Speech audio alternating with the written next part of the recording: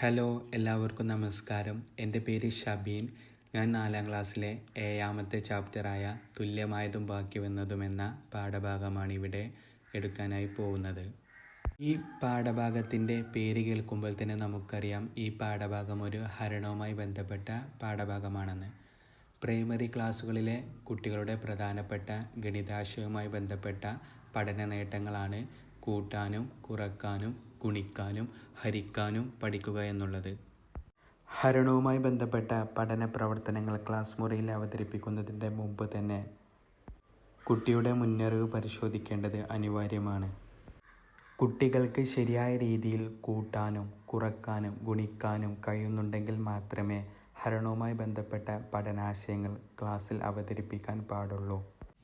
ഒരു സംഖ്യയെ ആവർത്തിച്ച് കൂട്ടുന്നതാണ് ഗുണനം എന്നൊരാശയം കുട്ടിയിൽ രൂപപ്പെട്ടിട്ടുണ്ടെങ്കിൽ ഒരു സംഖ്യയെ ആവർത്തിച്ച് കുറക്കുന്നതാണ് ഹരണം എന്നൊരു ആശയം ചെറിയ ഒരു പ്രവർത്തനത്തിലൂടെ തന്നെ കുട്ടിക്ക് മനസ്സിലാക്കി കൊടുക്കാനായി കഴിയും. ഇനി നമ്മൾ ക്ലാസ് ആരംഭിക്കാനായി പോവുകയാണ്. ആവർത്തിച്ചുള്ള കുറക്കലുകളാണ് ഹരണം എന്നൊരാശയം കുട്ടിയിൽ രൂപപ്പെടുത്തുന്നതിന് ഉതകുന്ന രീതിയിലുള്ള ആമുഖ പ്രവർത്തനം നമ്മൾ ആദ്യം കണ്ടെത്തണം. ഗണിതാശയവുമായി ബന്ധപ്പെട്ട ആമുഖ പ്രവർത്തനങ്ങളെല്ലാം നിത്യജീവിതവുമായി ബന്ധപ്പെടുത്തിയുള്ള സന്ദർഭങ്ങളും സംഭവങ്ങളുമാകുമ്പോൾ കുട്ടികളിൽ പഠന പ്രശ്നം പെട്ടെന്ന് രൂപപ്പെടുകയും അത് പരിഹരിക്കാനുള്ള താല്പര്യം അവരിൽ തന്നെ ഉണ്ടാവുകയും ചെയ്യും. ഞാൻ ഇവിടെ ആമുഖ പ്രവർത്തനമായി തിരഞ്ഞെടുത്തിരിക്കുന്നത് ഒരു ഗ്രൂപ്പ് പ്രവർത്തനമാണ്. ക്ലാസ്സിലെ എല്ലാ കുട്ടികളെയും ബെഞ്ചുകളുടെ അടിസ്ഥാനത്തിലോ അല്ലെങ്കിൽ എണ്ണത്തിൻ്റെ അടിസ്ഥാനത്തിലോ നിശ്ചിത എണ്ണം ഗ്രൂപ്പുകളായി തിരിക്കുന്നു. ഇവിടെ 5 ആളുകൾ വീതമുള്ള 4 ഗ്രൂപ്പുകളായി തിരിച്ചു.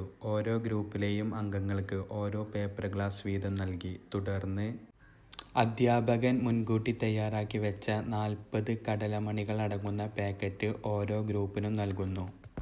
ഈ 40 കടലമണികളെ ഓരോ ഗ്രൂപ്പിലെയും അംഗങ്ങൾക്ക് തുല്യമായി ലഭിക്കത്തക്ക വിധത്തിൽ കൃത്യമായി വീതം വെക്കാനായി ആവശ്യപ്പെടുന്നു.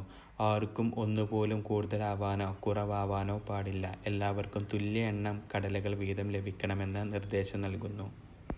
നിർദ്ദേശത്തിൻ്റെ അടിസ്ഥാനത്തിൽ കൃത്യമായി വിഹിതം വെച്ച ഗ്രൂപ്പിനെ കണ്ടെത്തി അനുമോദിക്കുന്നു. തുടർന്ന് വീണ്ടും ഗെയിം ആരംഭിക്കുന്നു. ഈ ഘട്ടത്തിൽ കുറച്ചുകൂടി നിർദ്ദേശങ്ങൾ നമ്മൾ അധികമായി നൽകുന്നു.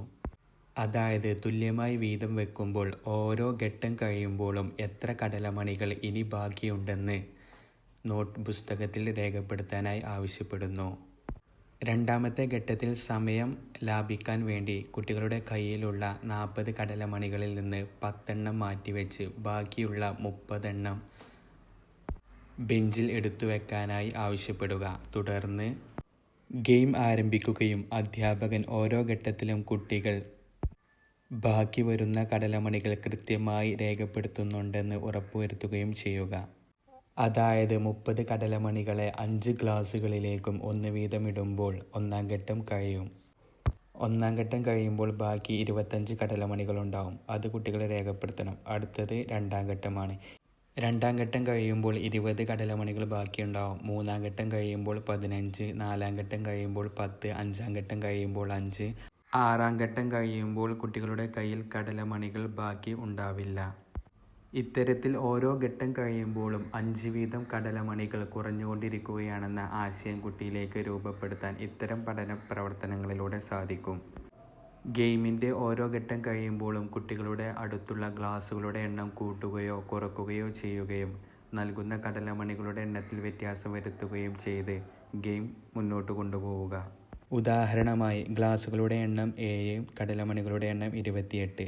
ഓരോ ഗ്ലാസ്സിലോട്ടും ഓരോ കടലമണികൾ വീതം നിക്ഷേപിച്ചാൽ ബാക്കി വരുന്ന കടലമണികളുടെ എണ്ണം 28 - 7 21. 2ാം ഘട്ടത്തിലും ഓരോ കടലമണികൾ വീതം നിക്ഷേപിച്ചാൽ ബാക്കി വരുന്നത് 21 - 7 14. 3ാം ഘട്ടത്തിൽ ബാക്കി വരുന്നത് 7, 4ാം ഘട്ടത്തിൽ ബാക്കി വരുന്നത് 0. ഈ ഘട്ടങ്ങളെ കുട്ടി കൃത്യമായ രീതിയിൽ നോട്ട് ബുക്കിൽ രേഖപ്പെടുത്തുമ്പോൾ കുട്ടിക്ക് ആവർത്തിച്ചുള്ള കുറക്കലുകളാണ് ഇവിടെ നടന്നുകൊണ്ടിരിക്കുന്നതെന്ന് മനസ്സിലാക്കാനായി കഴിയും. കൂടാതെ 28 കടലമണികളെ 7 പേർക്ക് തുല്യമായി നൽകിയാൽ ഓരോരുത്തർക്കും 4 എണ്ണം വീതം ലഭിക്കുമെന്നും മനസ്സിലാക്കാനായി കഴിയുന്നു. ഇത്തരത്തിൽ മൂർത്ത വസ്തുക്കൾ ഉപയോഗിച്ച് കൃത്യമായ രീതിയിൽ ആശയങ്ങളും ധാരണകളും രൂപപ്പെട്ടതിന് ശേഷം മാത്രമാണ് ഹരണം എന്ന ഗണിതക്രിയയെ ക്രിയാരൂപം വെച്ച് ചെയ്തു പഠിപ്പിക്കേണ്ടത്. ക്രിയാരൂപം വഴി ഹരണക്രിയ ചെയ്തു പഠിക്കുന്നതിൻ്റെ മുമ്പ് ക്രിയാരൂപത്തിലൂടെ ഹരണക്രിയ ചെയ്യുന്നതിൻ്റെ ആവശ്യകതയെക്കുറിച്ച് നമുക്ക് വേണമെങ്കിൽ പറഞ്ഞു കൊടുക്കാം. ഉദാഹരണമായി 666 കടലമണികളെ 6 പേർക്ക് തുല്യമായി വീതിച്ചാൽ ഓരോരുത്തർക്കും എത്ര കടലമണികൾ വീതം കിട്ടുമെന്ന ചോദ്യം ക്ലാസ്സിൽ അവതരിപ്പിക്കുക. ഈ പ്രശ്നത്തെ പ്രായോഗികമായി നോക്കുമ്പോൾ 666 കടലമണികളെ ഓരോ ഗ്ലാസ്സിലോട്ടും ഓരോന്ന് വീതം നിക്ഷേപിച്ച് ബാക്കി കടലമണികളുടെ എണ്ണം രേഖപ്പെടുത്തി രണ്ടാം ഘട്ടത്തിൽ വീണ്ടും ഓരോന്ന് വീതം നിക്ഷേപിച്ച് ബാക്കി കടലമണികളുടെ എണ്ണം രേഖപ്പെടുത്തി അങ്ങനെ തുടർന്നുകൊണ്ടേയിരിക്കണം. അതായത് ഒരുപാട് സമയം ഈ ഒരു പ്രവർത്തനത്തിന് വേണ്ടി മാറ്റിവെക്കേണ്ടതായി വരും. എന്നാൽ ഈ ഘട്ടങ്ങളൊന്നും ചെയ്യാതെ എങ്ങനെ വളരെ പെട്ടെന്ന് ഇതിന് ഉത്തരം കണ്ടെത്താമെന്ന് ചോദിച്ച് ഹരണചിഹ്നത്തെ പരിചയപ്പെടുത്തുകയും തുടർന്ന് ബോർഡിൽ 666നെ 6 കൊണ്ട് ഹരിക്കുന്ന ക്രിയാരൂപം കൃത്യമായും വ്യക്തമായും വിവരിച്ചു നൽകുക. തുടർന്ന് ക്ലാസ് മുറിയിൽ ഗ്രൂപ്പ് പ്രവർത്തനത്തിലൂടെ കണ്ടെത്തിയ ഉത്തരങ്ങളെല്ലാം ഇത്തരത്തിൽ ക്രിയാരൂപം വഴി എങ്ങനെ കണ്ടെത്താമെന്നും അധ്യാപകൻ ക്രിയാരൂപം ചെയ്ത് വിവരിച്ചു നൽകുന്നു.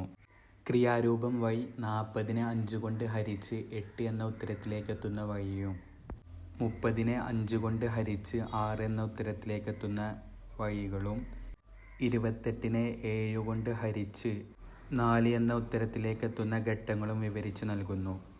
ഇത്തരത്തിലാണ് ഹരണവുമായി ബന്ധപ്പെട്ട പഠന പ്രവർത്തനങ്ങൾ ക്ലാസ് മുറിയിൽ മുന്നോട്ട് പോവേണ്ടത്. പ്രൈമറി ക്ലാസ്സുകളിൽ കേവലം ഹരണക്രിയ ബോർഡിൽ ചെയ്തു കൊടുത്ത് അതിൻ്റെ ഘട്ടങ്ങൾ പഠിച്ചെടുക്കാനായി കുട്ടികളോട് ആവശ്യപ്പെടരുത്.